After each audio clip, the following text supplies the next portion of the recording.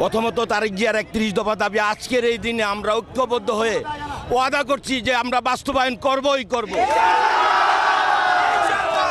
আর আমাদের মুসলিম উম্মার জন্য ফিলিস্তিনিদের যেই ঘটনা হচ্ছে আমরা সবাই মিলে যদি এটার প্রতিবাদ না করি তাহলে আমরা আর মুসলমানের কাতারে রইলাম না।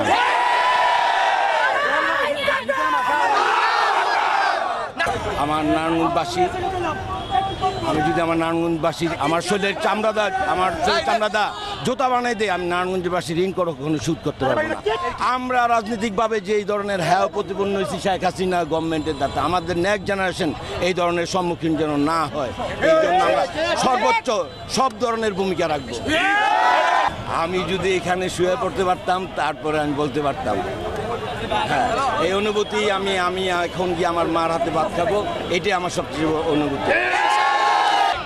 সর্বমূল্যে এই প্রশাসন, আগামী দিনে এই প্রশাসন থাকবে। আমরা এই প্রশাসনের সহযোগিতা করে একটি নতুন প্রশাসনের মাধ্যমে মানবতার ভিত্তিতে সব কিছু রক্ষা করব।